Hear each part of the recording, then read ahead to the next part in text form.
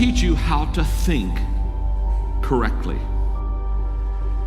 The largest gap between successful and unsuccessful people in life is the thinking gap. I'm not talking about being smart. I'm not talking about an IQ. I'm talking about how you think, how I think. Successful people think differently than unsuccessful people. Wise thinking leads to right living. Stupid thinking leads to wrong living. If you want to have a fulfilled life, you have to fill your mind correctly.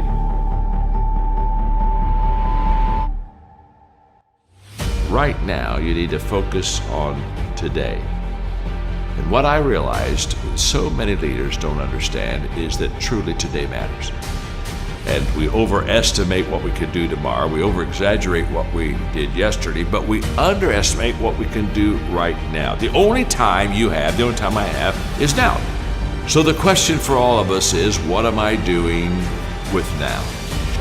The great leaders, they're present in the moment, and because of that, they maximize the moment.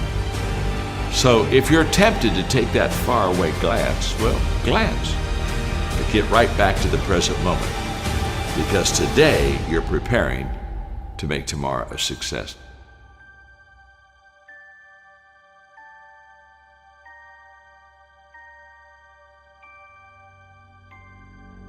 Well, we all want to be motivated, and yet so many times we fail to find the secret of motivation, and so let me give it to you quickly.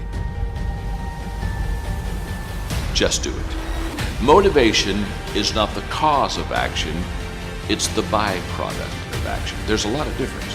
If I think motivation is the cause of my action, then I'm going to wait to be motivated before I do something. But if I realize it's the byproduct of my action, then I'll start doing something. And then guess what? Motivation will come up and zap you, and all of a sudden you feel good and you're glad you're doing it. And you're saying, wow, this is truly wonderful. So let it be the byproduct of your life. Don't let it be the foundation for the actions that you take in your life. Nothing comes to you until you commit yourself. Nothing comes to you if you're just going to try, but you're not committed. Nothing comes to you if you're just thinking about it. It's not until you take the action step. It's not until you take the direction do the things start to flow through you. But I'm saying don't cheat yourself out of the possibility of the potential that's on the other side of commitment. Stay with it long enough to find out if there's any fruit in it. You can do goal setting with a pencil, but you have to do goal getting with your legs. You got to take action. And it's the action that separates us. The greatest gap in this world is the gap between knowing and doing. Knowing is goal setting. Doing, now that's goal achieving. People that are knowledgeable about habits say that it takes 30 days for a habit to become a habit. Now, habits can be good and habits can be bad. And so over a period of time, you can either be developing habits that are going to help you, or you can be developing habits that are going to hurt you. People that grow develop habits that help them.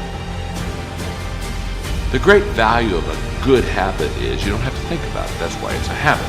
In other words, once you begin to, over days and times and periods, begin to practice something that is good, after a while, it becomes automatic to you. It becomes who you are. In fact, I always tell people, practice a good habit long enough to make it yours. And once it's yours, now it's automatic. Every day, you'll do what you should do. Often I have the expression that everything worthwhile is uphill. That's a fact. You've never heard someone talk about accidental achievements. You've never heard someone that got to the top of the mountain and somebody asked them, how did you get there? Kind of look confused and say, I have no idea. They know how they got there. The reason they know how they got there is because they had to walk all the way up the mountain. Nobody lifted them. There were no shortcuts. There's not an elevator. There's not an escalator. It's all effort that gets you to the top of the mountain. What I want you to understand is that inspiration does a lot better when it's coupled with perspiration. There are a whole lot of people, they want to be inspired in great things, but they don't want to do the hard work. to achieve those great things. It's not either or, it's both and. So I really trust today that you will just kind of roll up your sleeves, look at something you haven't tackled for a while, dive in. You'll be amazed that once after you do the work, you get inspired. Don't wait to get inspired before you do the work.